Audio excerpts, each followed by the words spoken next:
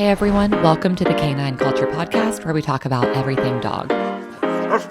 Q&As with veterinarian professionals, rescue operators, everyday topics.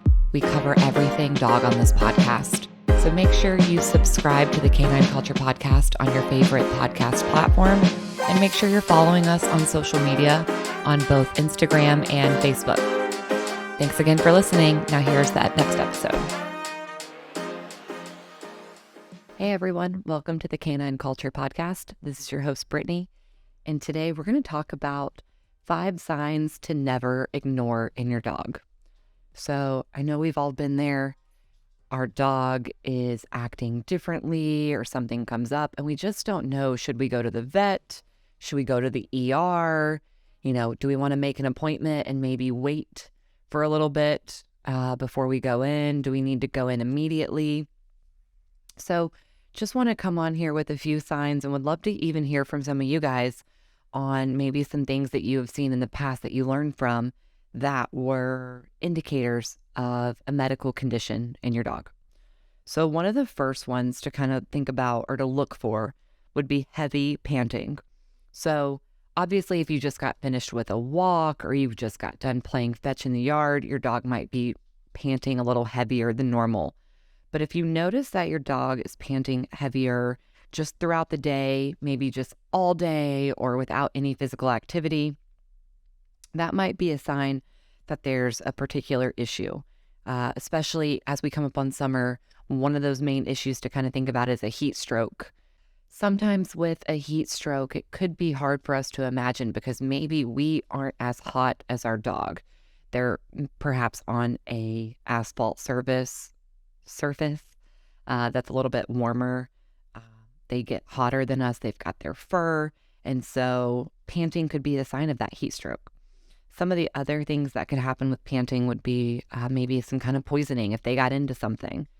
If they are in heart failure, maybe some kind of disease or pneumonia or even evidence of a tumor. I know some dogs that have had different tumors around the abdomen that had signs of heavier panting. Second sign to kind of look out for is drooling. So we know some breeds are a little more predisposed to drooling than others. And then of course, depending on, if you just finished, again, a run, a walk or something, there might be drooling. But if you're seeing excessive drooling, this could be indication again of a heat stroke. So that's something to kind of keep in mind. Could mean different dental issues. Could also mean pain. You'll sometimes see dogs that are in pain kind of drooling a little bit more. And there could be even more serious problems with drooling, such as neurological conditions or possible poisoning. Third thing to look for is excessive water consumption. So if you see your dog drinking a lot more water regularly, this could be a sign of a UTI or some kind of issue with their kidneys, kidney infection, maybe even kidney failure. Diabetes is one if you're seeing your dog drink a lot more water.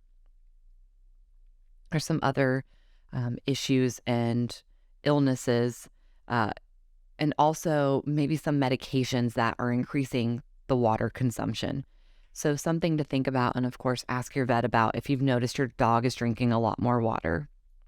Number 4 would be a major change in their everyday behavior. So they might be acting a little bit weird here and there. Maybe they're anxious or you just came back from vacation or a trip. But if you notice that that's a prolonged change in their behavior, or if it's a little more aggressive, so maybe the dog is having different temperaments or a change in their temperament. Maybe they're hyperreactive or hyperactive.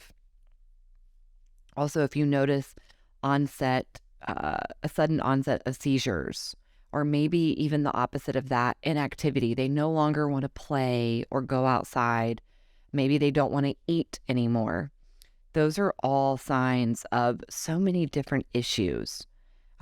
It could be something as simple as maybe arthritis or an allergy, could be a minor injury, Could also mean very serious medical conditions like pancreatitis, cancer, certain parasites, maybe even heart disease.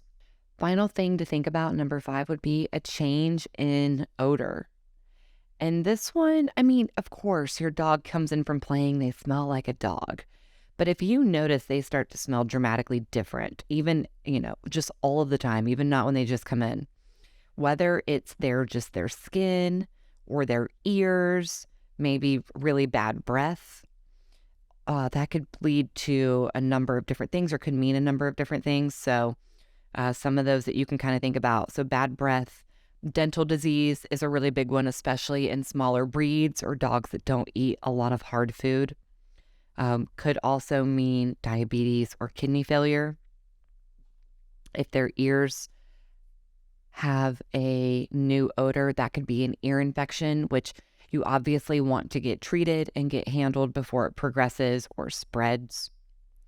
If their skin maybe smells a little bit different, could be allergies or could be a yeast infection or a bacterial infection.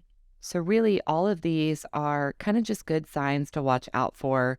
So if you notice any of these over an extended period of time, that might prompt you to contact your vet and just do a general checkup, whether that's blood work, x-rays, ultrasound, whatever that might look like for you and your vet. Just be mindful of these changes and keep an eye on them. We would love to hear from you guys. If there was anything that you guys have seen in one of your pets, a major change that led you to discover an illness or an injury, always feel free to email canineculturepodcast@gmail.com.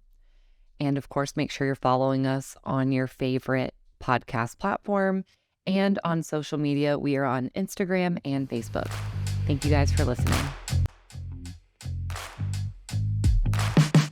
Thank you for tuning in to the Canine Culture Podcast.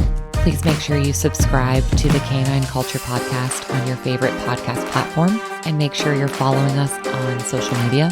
If you have any recommendations, any topics that you'd like to hear, if you know of any guests that would be good for the show, or if you yourself want to be a guest, please reach out to us. Send us an email at canineculturepodcast@gmail.com or send us a direct message on social media.